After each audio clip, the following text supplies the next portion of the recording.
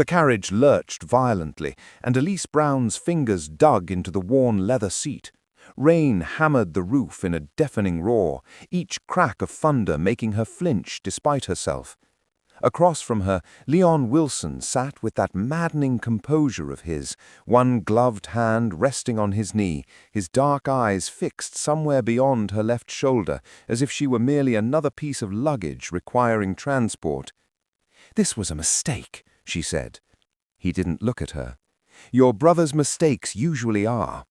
"That's not what I meant." She pulled her cloak tighter, though it did nothing against the chill that had seeped into her bones miles ago. "You shouldn't have come. Jaden is my responsibility." Now he speaks. His gaze finally moved to her face, flat and unreadable. "Miss Brown, your brother is about to destroy 2 families with his recklessness. This ceased being merely your concern the moment he involved Rebecca Khan." Merely. The word landed like a stone in her chest. How efficient of him to reduce years of her scrambling to save Jaden from his own impulses into something trivial, something beneath the Duke of Stirling's notice. She'd known Leon Wilson for 8 years, ever since her father's funeral, when the 28-year-old Duke had attended out of duty and looked at her exactly once to tell her that grief was no excuse for neglecting one's posture. She'd been 18, drowning, and he'd been granite. She'd despised him on sight, and nothing in the years since had softened that contempt. If anything, it had calcified, because Leon Wilson treated her like a problem to be managed, a mess to be tidied away whenever Jaden's disasters splashed onto his social circle. The carriage pitched sideways. Elise gasped, thrown forward. The Duke's arm shot out, his hand catching her shoulder and pinning her back against the seat before she could crack her skull against the window frame. "Steady," he said, his voice low and tight. She was suddenly, horrifyingly aware that his hand hadn't moved, that his face was closer than it had ever been, that beneath the expensive cologne and rain-damp wool she could see the faint scar at his temple that someone had told her came from a childhood riding accident, that his eyes weren't cold at all, they were burning. "I'm fine," she said, wrenching herself back. He released her immediately, settling into his corner as if the last 5 seconds hadn't happened. The carriage shuddered to a halt. Voices shouted outside, the coachman and footman arguing over something lost to the shriek of the wind. Leon opened the door, and rain slashed inside like knives. "What's the problem?" Leon called out. "Axle's cracked, Your Grace," the coachman shouted back, barely audible. "Took the rut too hard. She won't hold another mile, and the storm's getting worse." "How far to Stirling Manor?" 20 miles, Your Grace. We'll never make it. There's an inn a half-mile back, the Black Stag. Rough place, but it's shelter." Leon's jaw tightened. That particular kind of tightness that meant he was calculating something he didn't want to face. "Turn us around," he said. The door slammed shut. Elise hugged herself as the broken carriage began its slow, grinding reversal. Leon had gone utterly still, his gaze fixed on some middle distance that only he could see. "We're stopping for the night," she said, needing to say something, anything to break the weight of the silence. "It appears we have no choice." There it was again, no choice. As if this entire journey, Elise's frantic plea for his help, his cold agreement to intercede with Jaden before the scandal broke, had been some grand imposition, as if she'd wanted to spend 8 hours trapped in a carriage with a man who could barely stand to look at her. "I'll manage on my own," she said coolly. "I'm sure the inn has rooms enough. You needn't trouble yourself further, Your Grace." "You'll do no such thing." His voice was sharp, and when his eyes met hers, there was something dangerous in them. "A woman alone at a roadside tavern in a lightning storm? You have no idea what you're suggesting." "I've managed far worse than a tavern, my lord. You forget I've been cleaning up Jaden's disasters for years without your help. And look where that's brought you." He leaned forward slightly, and the space between them felt suddenly suffocating. "The Black Stag is not a place for unescorted women, Miss Brown. We will arrive together, we will secure lodging together, and we will be very, very careful about how we do it." The way he said "careful" made something coil tight in her stomach. "And my reputation?" she asked quietly. "What happens to that, Your Grace, when word gets out that Elise Brown spent a night at a questionable inn with the Duke of Stirling?" His expression didn't change, but his hand curled into a fist on his knee. "Your reputation," he said, each word deliberate and cold, "will remain intact, because as far as anyone at that inn will know, you're not Miss Brown at all." Lightning split the sky outside, turning his face into harsh plains of shadow and light. "You're my wife." They had left London at dawn with desperation snapping at their heels. Elise had received Jayden's letter the night before, 3 rum-stained pages of apologies and confessions that amounted to a confession of ruin. He'd borrowed money from Spencer Lynch. He'd promised Rebecca Khan's hand as collateral without consulting her family. He was hiding at the Khan estate, trying to convince Rebecca to elope before Lynch could collect. Elise had done what she always did. She'd fixed it. Or rather, she'd gone to the one man who could fix it, the one man whose name carried enough weight to stop Spencer Lynch in his tracks. She'd swallowed her pride, presented herself at Stirling House at an ungodly hour, and asked Leon Wilson for help. He'd agreed with that infuriating lack of emotion, as if intercepting a scandal were no more taxing than ordering tea. They'd been on the road by sunrise. The plan, simple: reach the Khan estate before Lynch, extract Jayden, negotiate with the Khans, and ensure Rebecca's freedom. Clean, efficient, dreadfully like the Duke himself. But the storm had other plans. It had started as a whisper of grey clouds on the horizon, nothing that should have concerned them. Within an hour, the sky had split open. The rain came in sheets so thick the coachman could barely see the horses, and the road had turned to a river of mud. They'd pushed on anyway, because Jayden's disasters didn't wait for good weather, and neither did Spencer Lynch. The axle had given way with a crack like a gunshot. The carriage had tilted, groaned, and died. Now they were crawling back toward the Black Stag, the only shelter for miles, and Elise was trapped in a space barely wide enough for 2 people who despised each other, with a man who'd just claimed her as his wife. "You can't be serious," she said, finally finding her voice. "I'm always serious, Miss Brown. You should know that by now." "This is madness. What if someone recognizes you? What if word gets back to London that the Duke of Stirling spent a night with his wife?" He said it so calmly, as if the lie didn't weigh anything at all. "A wife he married quietly last month in a small ceremony. A wife whose family name he's chosen to keep private out of respect for her late father." "You've thought this through." "I always do." Of course he did. Leon Wilson never acted without calculating every angle, every risk, every escape route. It was why he was so insufferable. It was also why he was so dangerous. The carriage jerked to a halt.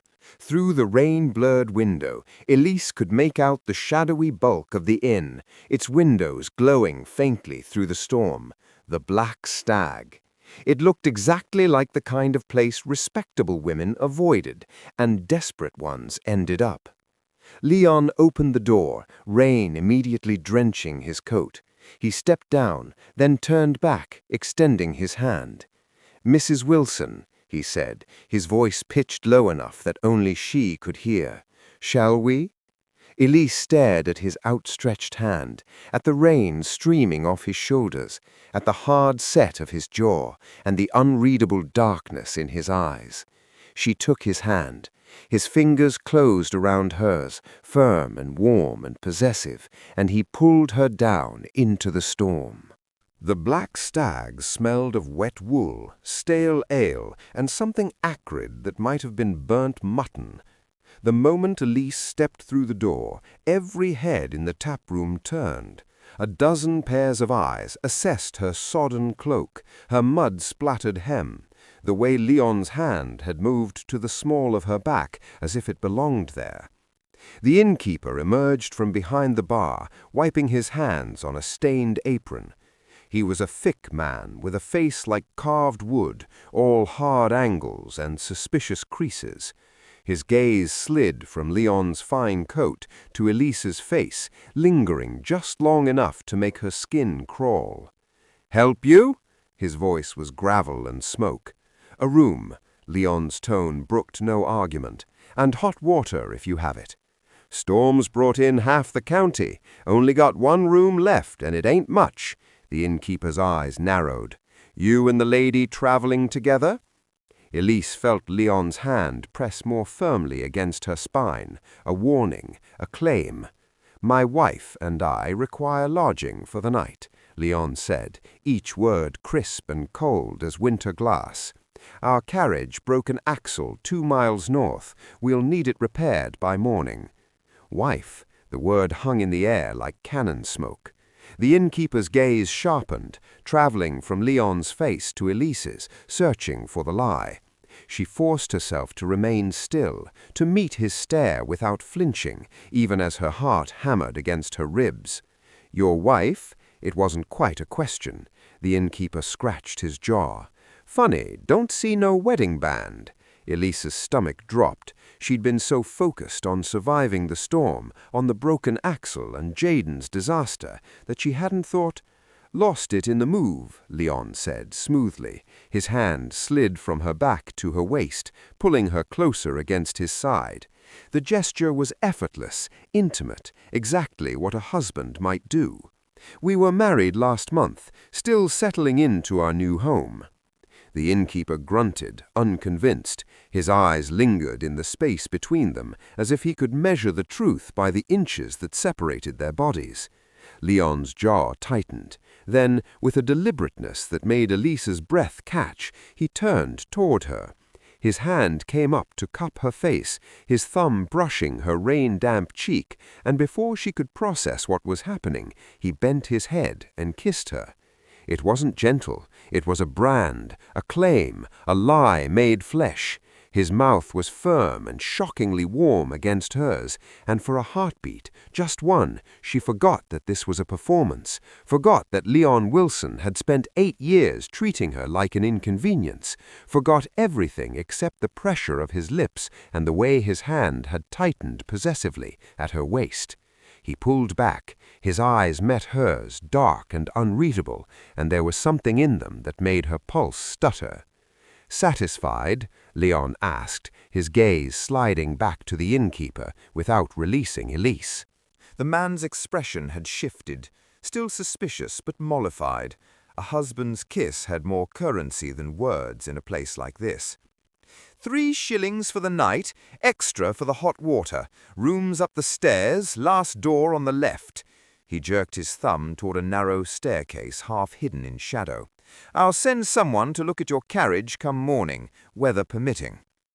Leon dropped a handful of coins on the bar, more than 3 shillings, and the innkeeper's eyes gleamed. "Much obliged, He caught himself. "Sir." Leon's hand found Elise's again, his fingers threading through hers with a familiarity that felt rehearsed. He led her toward the stairs, past the watching eyes and the crackling hearth, and Elise forced herself to move naturally, to lean into him slightly, the way a wife might lean into her husband after a long, exhausting day. They climbed the stairs in silence. The hallway at the top was narrow and dim, lit by a single guttering candle in a tarnished sconce. Leon stopped at the last door, his hand resting on the latch. "Are you all right?" he asked quietly, not looking at her. "You kissed me." "I did.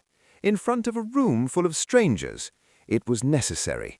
His voice was flat, matter-of-fact, as if he'd done nothing more than shake her hand. "The innkeeper didn't believe us. Now he does." "You could have warned me." "Would you have preferred I ask permission first, stage a more convincing performance?" Now he did look at her, and there was something dangerous in his expression. "You wanted to manage on your own, Miss Brown. This is what managing looks like." She wanted to slap him, wanted to scream at him for his arrogance, for the way he'd just upended everything between them with a single calculated gesture. But her lips still burned from the pressure of his mouth, and her hand was still clasped in his, and somewhere beneath her fury was something far more treacherous. Leon pushed the door open. The room was exactly as grim as the innkeeper had promised. A single narrow bed, a cracked wash basin, a window that rattled with every gust of wind, and absolutely nowhere for two people who despised each other to hide. "One room," Elise said faintly. "One bed." Leon stepped inside, pulling her with him. The door clicked shut behind them, and the lock slid home with a sound like a verdict. "Yes. Welcome to married life, Mrs. Wilson." For a long moment neither of them moved. They stood just inside the threshold, still dripping rain onto the warped floorboards, as if crossing further into the room would make this real in a way the kiss downstairs hadn't. Elise forced herself to look, to take inventory of the space that would be her prison until dawn.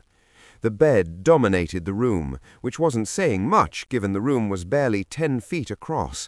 It was narrow, meant for one person, with a mattress that sagged visibly in the middle, and a quilt that had once been blue but had faded to the color of old bruises, a single pillow, one thin blanket folded at the foot. There was a washstand with a chipped basin, a looking-glass so tarnished she could barely make out her own reflection, and a rickety chair positioned near the window. The window itself was small and high, its glass rattling with each gust of wind that shook the building. Rain lashed against it in waves, and cold air seeped through the gaps in the frame, making the candle on the washstand flicker. "It's freezing in here," Elise said, just to break the silence. Leon moved past her, his coat leaving a trail of water across the floor. He tested the chair, pressing his weight against the back. It creaked ominously. "I'll take the chair," he said, already shrugging out of his coat. "You take the bed." "That chair won't last the night." "It will suffice." "Don't be absurd." Elise untied her cloak with numb fingers, letting it fall across the footboard. "Look at it. It's half rotted. You're twice its size. You'll break your back trying to sleep in that thing." "I've slept in worse conditions." "During what, the war? This isn't a battlefield, Your Grace, and I'm not a damsel who needs you to throw yourself on a sword for propriety's sake." She crossed to the window, pressing her hand against the frame. The cold bit through her palm. "Besides, that draught will kill you before morning. You'll freeze." Leon stood perfectly still, his coat dripping from his hands, water pooling at his feet. His jaw was set in that familiar stubborn line that meant he'd already made his decision, and nothing she said would change it. "I'm not sleeping in that bed with you," he said flatly. "I'm not asking you to." Elise turned to face him, her back to the rattling window. "I'm asking you to be practical. We can both freeze separately, or we can survive this night with some shred of dignity intact. Take the bed, I'll take the floor." "Absolutely not." "Then we'll share it." The words came out sharper than she'd intended, edged with exhaustion and exasperation. "We're both adults. We can manage one night without—" She stopped. The air between them had changed, grown heavier somehow, charged with something she didn't want to name. Leon set his coat down carefully on the chair, then turned to face her fully. In the candlelight, the sharp planes of his face looked almost cruel, and his eyes were darker than she'd ever seen them. "You don't know what you're suggesting," he said quietly. "I'm suggesting we both get some sleep so we can find Jaden before Spencer Lynch does. Nothing more." "It's never nothing with you." He took a step toward her, then stopped himself, his hands curling into fists at his sides. "Do you understand what happened downstairs, what I did?" "You kissed me. You sold a lie." Her throat felt tight. "You've made your distaste for my company abundantly clear over the years, Your Grace. I hardly think one night in proximity will test your resolve." Something flickered across his face. Anger, maybe, or something raw. "My distaste?" he repeated, the words bitten off. "Is that what you think? What else should I think? You've spent 8 years treating me like a burden, like something to be tolerated when Jaden's messes require your intervention. You can barely stand to look at me." "I can't afford to look at you." The admission came out like a confession ripped from his chest, and Elise went very still. Leon dragged a hand through his wet hair, water dripping down his temple. He looked away from her, toward the window, his profile stark against the candlelight. "That chair will be fine," he said, his voice carefully controlled again. "You take the bed, I'll keep watch by the window. If anyone comes up those stairs, we need to be ready. Leon!" "This discussion is over, Miss Brown." He moved to the window, positioning himself beside it, his back to her. "Get some rest. We leave at first light." Elise stood frozen in the center of the room, still processing what he'd just said. "I can't afford to look at you." The words echoed in her skull, rewriting 8 years of certainty, and she didn't know what terrified her more, that she'd been wrong about him, or that she'd been right about everything except why. Outside, thunder rolled like a warning. She climbed onto the bed, fully clothed, and pulled the thin blanket over herself. The mattress was lumpy and damp, the pillow smelled of mildew, and through it all she could feel Leon's presence like a brand, 3 feet away and impossibly distant. Neither of them slept. The storm had settled into a steady, relentless rhythm. Rain hammered the roof, wind howled through the gaps in the walls, and beneath it all, the old bin creaked and groaned like a ship taking on water. Elise lay on her side, facing the wall, her eyes open in the darkness. The candle had burned down to nothing an hour ago, leaving only the faint glow of lightning through the window to illuminate the room in stuttering flashes. Each time the light came, she could see Leon's silhouette by the window, perfectly still, a sentinel carved from stone. "I can't afford to look at you." She'd replayed the words 100 times, turning them like a puzzle with pieces that didn't quite fit. 8 years of coldness, 8 years of feeling invisible, dismissed, tolerated only because of Jaden, and now this confession that suggested she'd misread everything. The floorboards beneath the bed were warped, gaps between them wide enough that sound traveled freely from the taproom below. She could hear the low rumble of voices, the occasional bark of laughter, the clink of glasses. The inn hadn't quieted despite the late hour. Men trapped by the storm had nowhere to go but deeper into their cups. She was drifting, finally, into something that might have been sleep when a new voice cut through the ambient noise below. Smooth, cultured, edged with the kind of charm that concealed cruelty.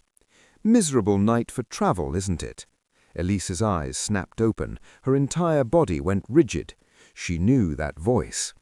"Aye, that it is," the innkeeper replied, his rough accent a stark contrast. "Storm brought in half the county. You looking for a room?" "If you have one available. My carriage lost a wheel about 5 miles north, had to abandon it and ride the rest of the way on horseback."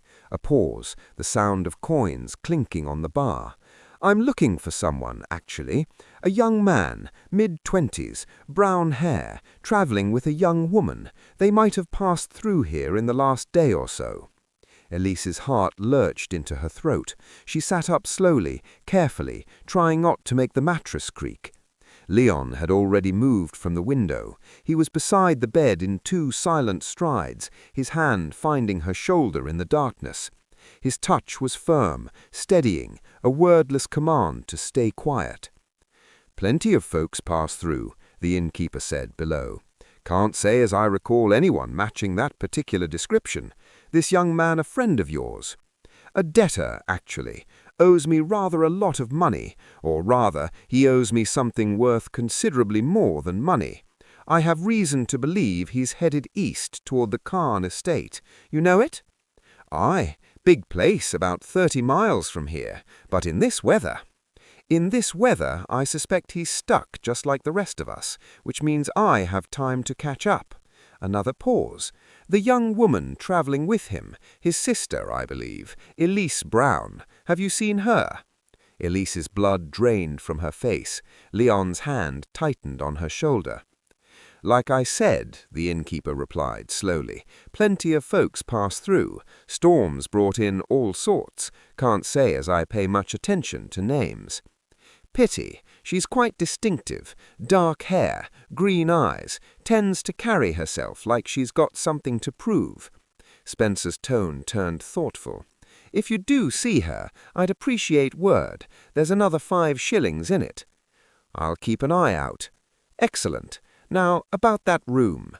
Fresh out, I'm afraid. Gave the last one to a couple about 2 hours ago. Duke and his new wife, by the look of 'em, though he didn't give a name. You're welcome to sleep in the common room by the fire if you like. How generous! Spencer's voice had gone flat with irritation. I don't suppose this mysterious Duke mentioned where he was heading. Didn't ask. Not my business. No, I suppose it isn't.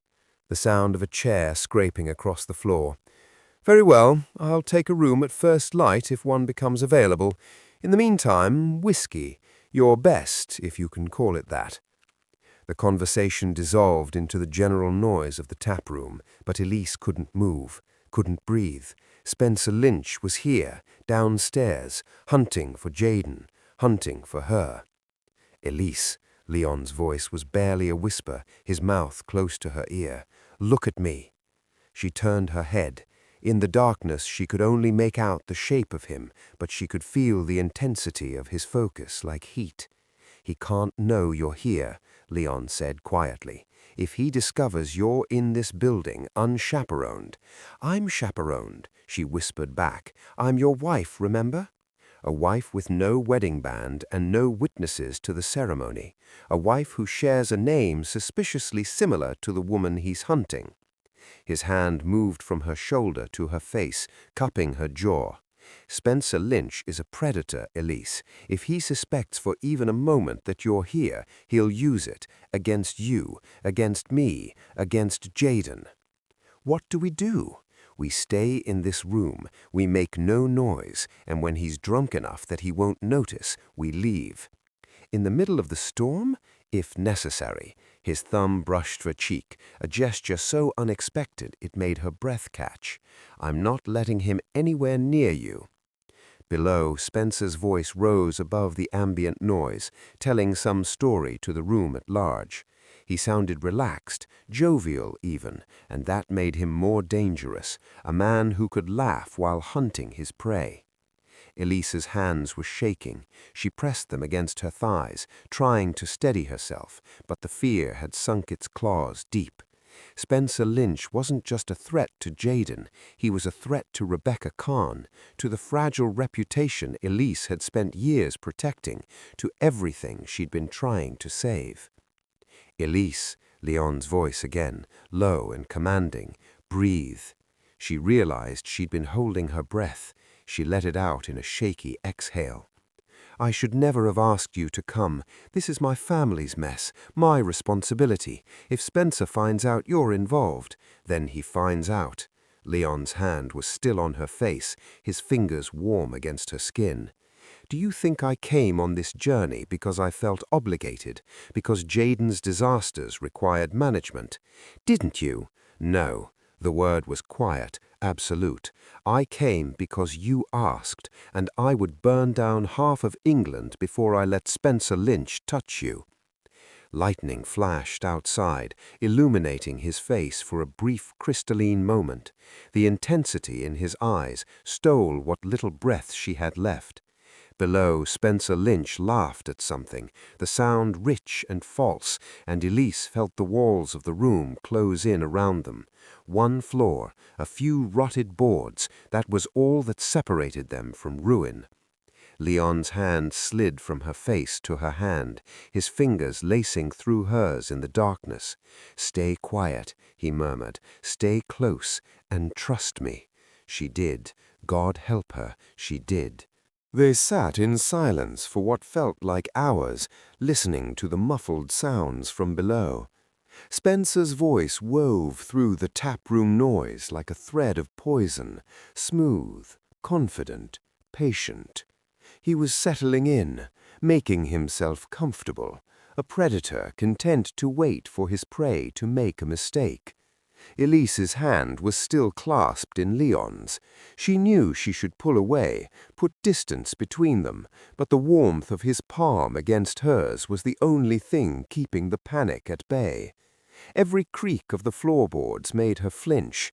Every burst of laughter from below sent her heart racing. "Why does he want you?" Leon asked finally, his voice barely more than a breath. "He doesn't want me, he wants leverage." Elise kept her eyes on the door, as if Spencer might materialize through it at any moment. Jaden owes him money, a substantial amount, but Spencer doesn't want repayment, he wants Rebecca Khan. He thinks a marriage to the Khan family will give him the social standing he's been clawing for his entire life. And you? I'm insurance. If Jaden runs, Spencer will use me to flush him out. If I refuse to cooperate, he'll destroy what's left of our family's reputation. I swallowed hard. And now that I'm here, unchaperoned, in a roadside inn— You're not unchaperoned. Leon's grip tightened. You're with me. That makes it worse, don't you see? If Spencer discovers the Duke of Stirling spent the night alone with Elise Brown, he won't just have leverage over Jaden, he'll have leverage over you. He'll use it to force concessions, political favors, whatever he wants. Let him try. The casual certainty in his voice made her turn toward him. In the darkness she could only see the outline of his profile, the sharp line of his jaw. "You don't mean that," she said. "Don't I?" He shifted slightly, and suddenly his face was closer, his breath warm against her temple. "Do you know why I came to your father's funeral? Duty, you said." I lied. The admission hung between them like a confession. "I came because I heard you would be there, because I'd seen you once years before, at some tedious ball, and I couldn't stop thinking about you. You were laughing at something your brother said, and you looked so alive, so unburdened by the weight everyone else carries in those rooms." He exhaled slowly. "And then your father died, and I came, and you looked at me like I was just another obligation, just another duke offering empty condolences." Leon, I told you grief was no excuse for poor posture because I didn't know what else to say. Because standing there watching you try to hold yourself together, I wanted to— He stopped himself. "It doesn't matter what I wanted. You were 18, grieving, and I was a fool." Elise's throat had gone tight.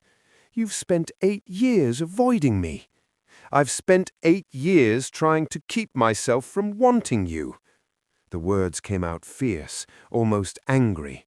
"Every time Jaden brought me another disaster, every time you appeared at my door asking for help, I told myself it was obligation, duty, that I was cleaning up messes because it was the right thing to do." His thumb traced circles against her palm. "But the truth is, I would have done anything you asked, fixed any problem, solved any crisis, just for the excuse to be near you for a few hours. You never looked at me. I looked at you every moment I thought you wouldn't notice, and when you did notice, when you caught me staring, I made myself cold, cruel, because you deserved someone better than a man who wanted you so badly it felt like a sickness." Lightning flashed, illuminating his face for a heartbeat. His eyes were dark, burning with something that made her chest ache.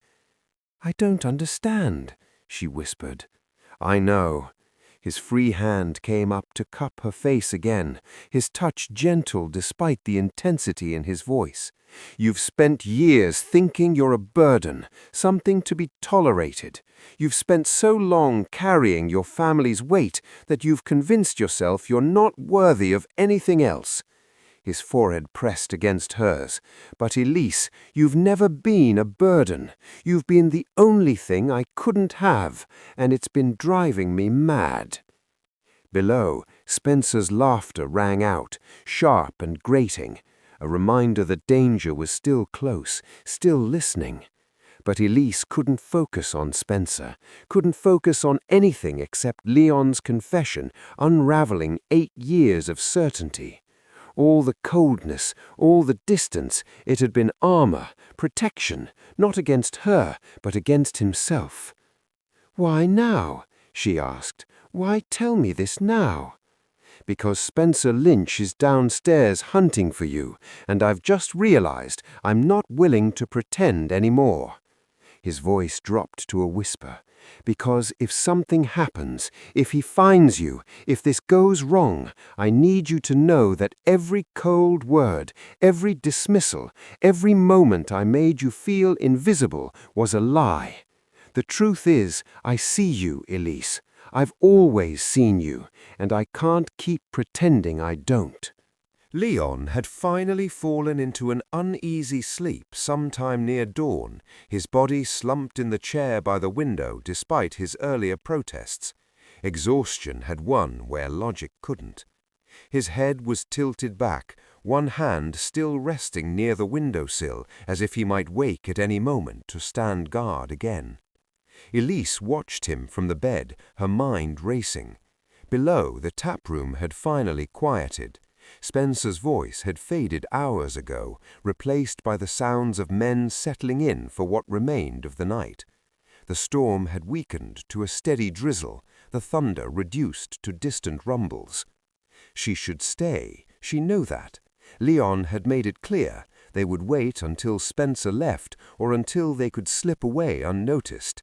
But lying here, hiding while Jaden was out there somewhere making things worse, felt like cowardice, and Elise Brown had never been a coward. She needed information. The innkeeper might know something. Travelers talked, especially when drunk. Someone might have seen Jaden, heard news from the Khan estate, anything that could tell her whether they were already too late. Moving carefully, she slid off the bed. The floorboards creaked softly, but Leon didn't stir.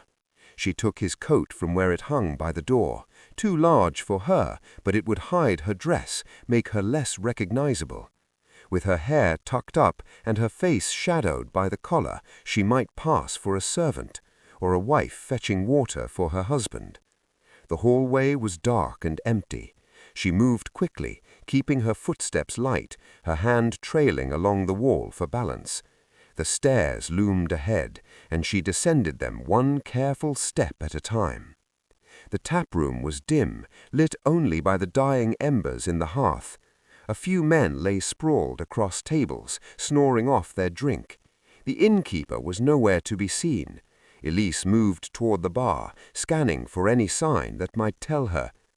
"Up rather early, aren't we?" She froze. The voice came from the shadows near the fireplace, smooth and familiar. Spencer Lynch rose from a chair she hadn't noticed, a glass of whiskey still in his hand. He looked immaculate despite the hour, his coat barely creased, his expression one of mild curiosity. Or perhaps you haven't slept at all. Guilty conscience, or merely the storm keeping you awake? Elise kept her face angled away, toward the bar. "Just fetching water. My husband is still asleep." Ah, yes, the mysterious Duke. Spencer's footsteps were soft on the wooden floor. Strange that he didn't give his name. Most dukes enjoy the privileges that come with the title, better rooms, better service. But perhaps he values his privacy. "We prefer not to draw attention." How peculiar! And yet here you are, creeping about in the dark. He was beside her now, too close. He could smell the whiskey on his breath, the expensive cologne that couldn't quite mask something rotten beneath. "May I see your face? I have a terrible weakness for beautiful women, and your voice sounds remarkably familiar. I'm sure we've never met." She turned further away, reaching for a pitcher on the bar. Spencer's hand shot out, gripping her wrist, not hard enough to hurt, but firm enough to stop her.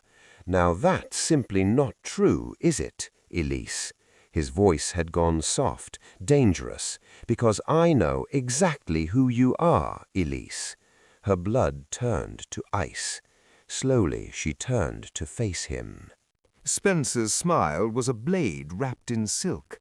Did you really think I wouldn't recognize you? I've been studying the Brown family for months. I know every detail, including the fact that your dear brother never mentioned you were married. His grip tightened slightly. So either this Duke is a very recent development, or you're lying to me. Which is it? Let go of me. Answer the question. My affairs are none of your concern, Mr. Lynch. Oh, but they are. He leaned in, his voice dropping to a whisper. You see, I've been very patient, waiting for Jaden to surface, waiting for you to lead me to him. And now here you are, miles from anywhere, with no family to protect you, and a husband who's conveniently asleep upstairs. His eyes glittered. Unless, of course, there is no husband, unless you're traveling alone, unchaperoned, which would be such a delicious scandal, wouldn't it? Elise jerked her arm back, but his grip held. You're drunk. I'm clear-headed enough to recognize an opportunity. Spencer's free hand came up to trace the edge of Leon's coat collar. This coat is far too large for you, and far too fine. I wonder whose it really is, some servant you bribed, or perhaps, his smile widened, perhaps the Duke of Stirling himself. I heard rumors he was traveling this way. Wouldn't it be fascinating if the cold, untouchable Duke had been foolish enough to compromise you? You know nothing. I know enough. He released her wrist, but didn't step back. Here's what's going to happen. You're going to tell me where Jaden is, and then you're going to convince your Duke, or whoever he is, to stay out of my affairs. Because if you don't, I will ensure that every drawing room in London knows you spent a night at a roadside inn with a man who isn't your husband. Your family's reputation will be ashes. Rebecca Khan will have no choice but to accept my proposal to salvage what's left of her own standing, and Jaden will still owe me what I'm owed. Elise lifted her chin, meeting his gaze with all the defiance she could muster. You're making a mistake. Am I? Because from where I'm standing, Miss Brown, you're the one who's made the mistake, coming down here, thinking you could— A hand closed on Spencer's shoulder, spinning him away from Elise with enough force to send him stumbling back 3 steps. Leon stood between them, his presence suddenly filling the entire room. He was still in his shirt-sleeves, his hair disheveled from sleep, but there was nothing vulnerable about him. His eyes were dark with fury, and when he spoke, his voice could cut glass. Touch her again, Leon said quietly, and you'll lose the hand. Spencer caught himself against a table, his whiskey glass clattering to the floor. For a moment, genuine surprise flickered across his face before his practiced smile slid back into place. Your Grace, he straightened his coat with deliberate calm. Forgive me, I didn't realize you were acquainted with Miss Brown, or should I say, Mrs. You should say nothing. Leon's voice was lethal, stripped of every aristocratic pretension. You should turn around, walk out that door, and pray I'm feeling merciful enough not to follow you. Spencer's smile sharpened. How extraordinary! The Duke of Stirling, traveling with an unmarried woman. And here I thought you had standards. His gaze slid to Elise, though I suppose Miss Brown has a certain appeal if one enjoys charity cases. Leon moved so fast Elise barely saw it. One moment he was standing still, the next his hand was fisted in Spencer's cravat, slamming him back against the bar, hard enough to rattle the bottles. Say her name again, Leon said, his face inches from Spencer's. Please, give me an excuse. Gone was the cold, composed Duke. This was someone else entirely, someone raw and dangerous and barely restrained. His knuckles were white against Spencer's throat, and there was a violence in his eyes that made Elise's breath catch. Spencer's hands came up, not quite shoving, not quite surrendering. Is this how dukes behave now, brawling in taverns over women who— Leon's free hand cracked across Spencer's jaw, snapping his head to the side. The sound echoed through the empty taproom like a gunshot. I told you to stop talking. Leon's voice was perfectly calm, which somehow made it more terrifying.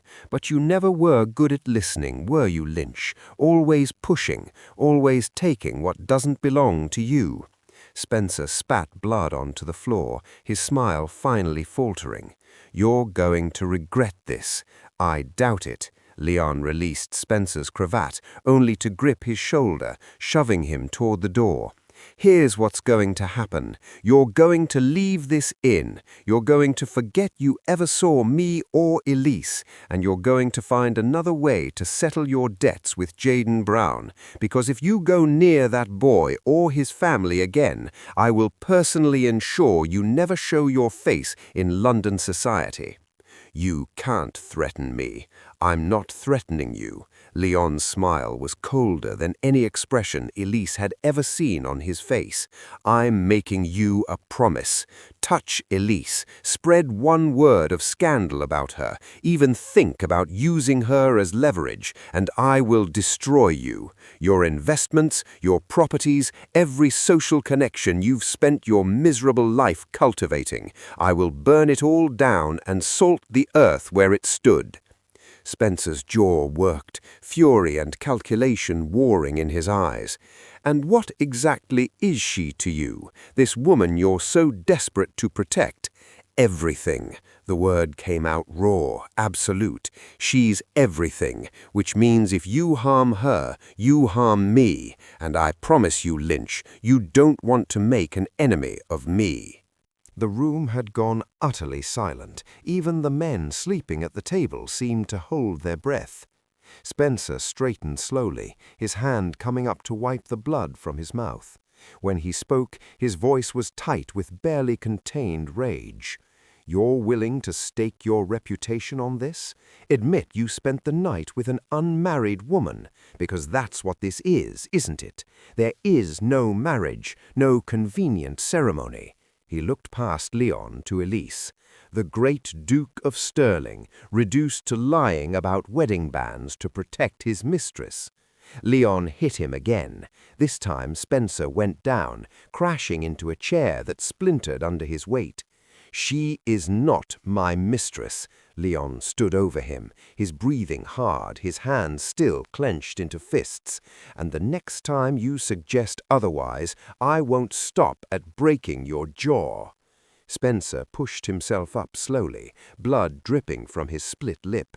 For a long moment he simply stared at Leon, weighing something Elise couldn't name. Then his gaze shifted to her, and something calculating flickered in his eyes.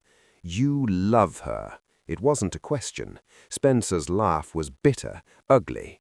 The cold Duke of Stirling is in love. How perfectly pathetic. Get out. Leon's voice had dropped to a whisper. Now, before I forget I'm supposed to be a gentleman. Spencer hauled himself to his feet, swaying slightly. He retrieved his coat from where it had fallen, his movements stiff with pain and humiliation. At the door he paused, looking back one last time. This isn't over, he said. Whatever you think you're protecting, Your Grace, it won't last. Secrets like this never do. Then I'll deal with the consequences. Leon's hand found Elise's, pulling her close against his side. But you won't be here to see it. Spencer's smile was poison. We'll see about that. He disappeared into the gray morning light, leaving nothing but blood on the floorboards and the echo of his threats hanging in the air. Leon stood frozen for a moment, his hand trembling where it gripped Elise's. Then, slowly, the tension drained from his shoulders. He turned to her, and the fury in his eyes had transformed into something else, something that looked dangerously like fear. "Are you hurt?" His hands came up to frame her face, his thumbs brushing her cheeks as if checking for damage. "Did he touch you? Did he—" "I'm fine." Her voice came out shakier than she'd intended. "Leon, you didn't have to." "Yes," he said fiercely, "I did." Leon pulled her back up the stairs before anyone else in the inn could wake, his hand tight around hers, his body positioned between her and the world.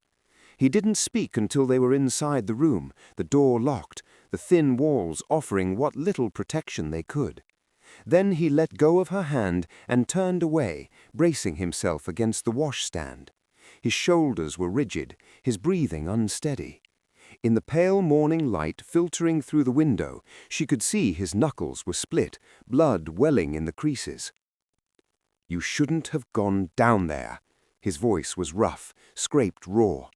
"What were you thinking?" "I was thinking I needed information about Jaden, that I couldn't just hide up here while—" "While what?" He spun to face her, and the fear in his eyes stole her breath. "While Spencer Lynch cornered you, while he put his hands on you. Elise, if I'd been 30 seconds later—" "But you weren't." She moved toward him, her hands reaching for his. "Leon, you were there. I'm safe." "You're not safe." He pulled his hands away, turning them over to stare at his bloodied knuckles. "Spencer knows. He'll use this. Everything I said down there, everything I—" He stopped, his jaw clenching. "I've ruined you." "You defended me." "I admitted you're everything to me in front of a man who will weaponize that confession the moment it serves him." Leon's laugh was bitter. "I hit him, twice. There were witnesses. By tomorrow, half of London will know the Duke of Stirling assaulted a gentleman over an unmarried woman he's traveling with alone. Then we'll deal with it."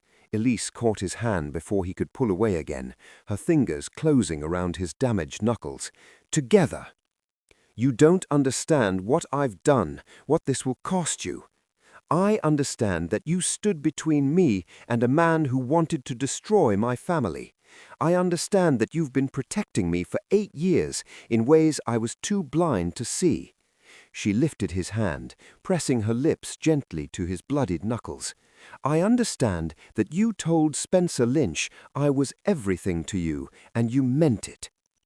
Leon went very still, his eyes fixed on her mouth against his skin, and when he spoke, his voice was barely a whisper. "I did mean it." "I know." "Elise," he pulled her closer, his free hand coming up to cup her face. "If I'd lost you, if Spencer had—" "You didn't lose me. I'm here. I'm safe because of you." His forehead pressed against hers, and she felt the tremor run through him, all that carefully controlled fury giving way to something more fragile. "I've wanted you for so long," he said hoarsely, "tried so hard to stay away, to be cold, to be the Duke you needed instead of the man I am. But watching Spencer touch you, hearing him speak to you like that," his hands tightened on her, "I can't be that man anymore, the one who pretends you don't matter. I can't." "Then don't." She pulled back just enough to meet his eyes. "Don't be the Duke. Just be Leon. Be the man who came to my father's funeral because he couldn't stay away. The man who spent 8 years solving my brother's disasters because it meant he could see me. The man who just bloodied his hands for me." Something broke in his expression, the last wall crumbling. "If I kiss you now," he said quietly, "I won't stop. I won't be able to pretend this is for show, that it means nothing." "Good." Her hand slid up his chest to his shoulders, "because I don't want you to pretend any more." He kissed her like a man drowning, like she was air and light and the only thing keeping him anchored to earth. His hands tangled in her hair, pulling her closer, closer still, until there was no space between them at all. The kiss was desperate and consuming, 8 years of restraint shattering in an instant. Elise gasped against his mouth, and he gentled immediately, his thumb brushing her jaw as he pulled back just enough to search her face. "Tell me to stop," he murmured. "Tell me this is a mistake." "It's not a mistake." She pulled him back down, her fingers threading through his hair. "It's the only thing that's made sense in years."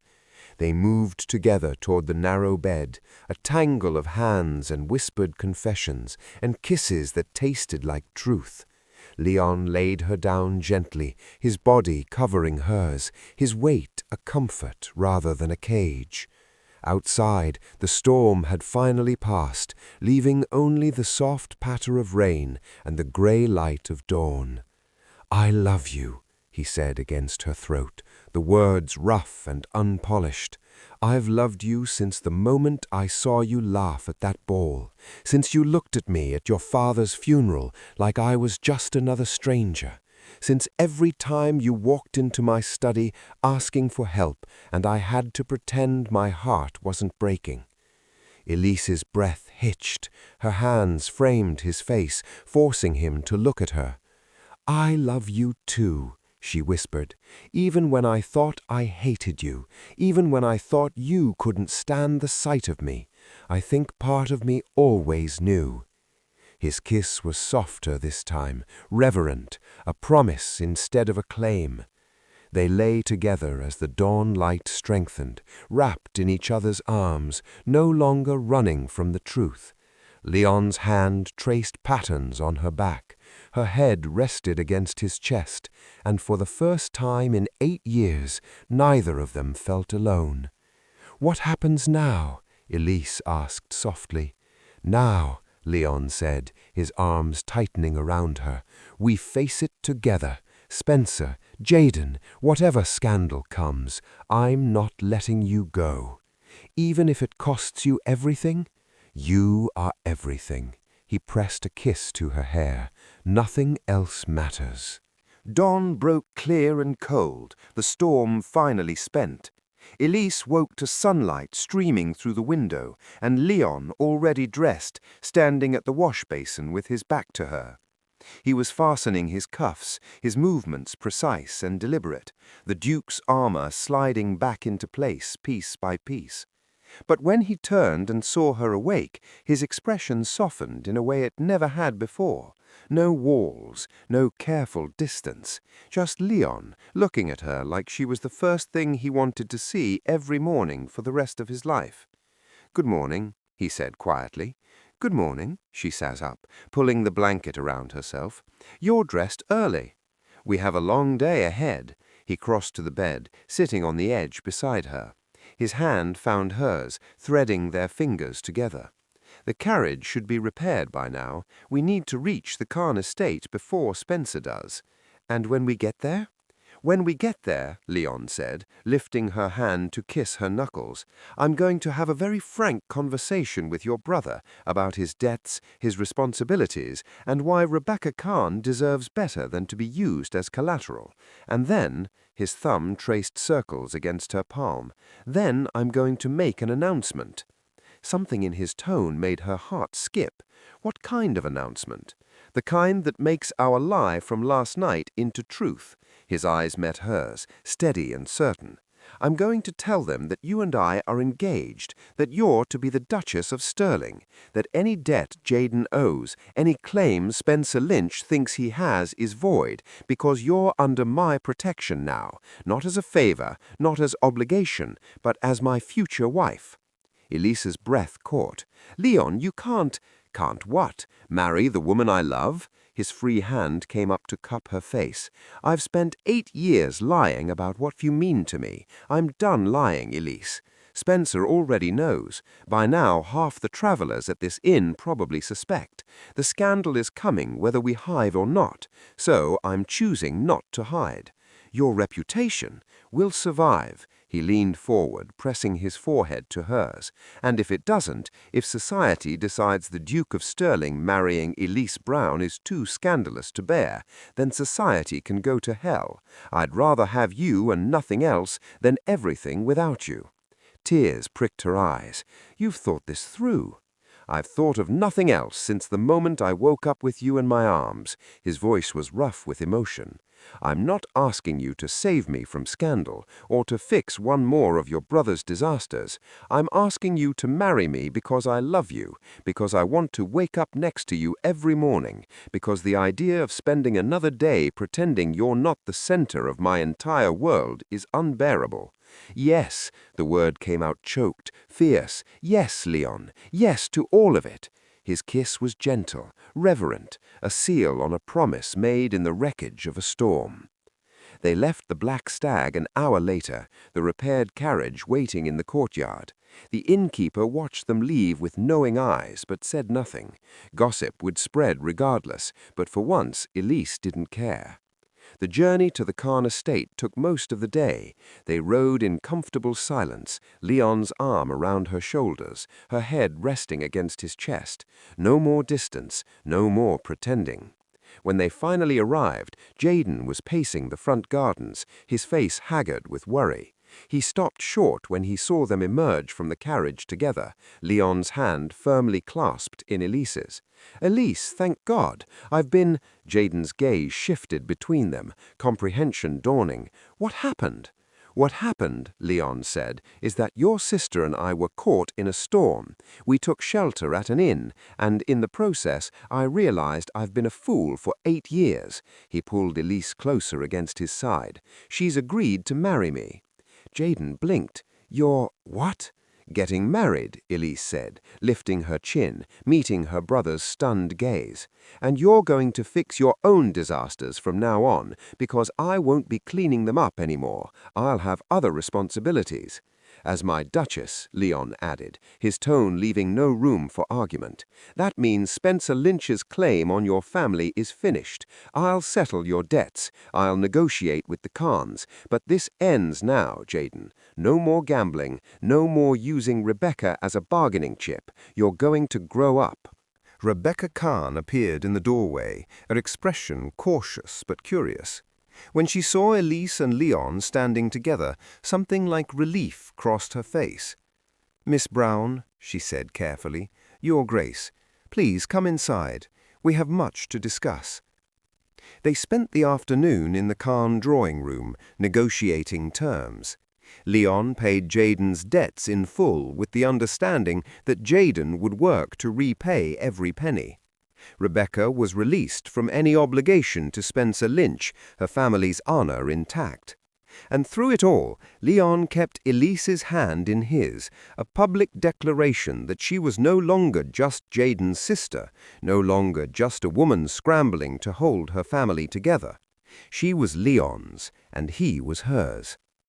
When they finally left the Khan estate that evening, the sun was setting, painting the sky in shades of amber and rose.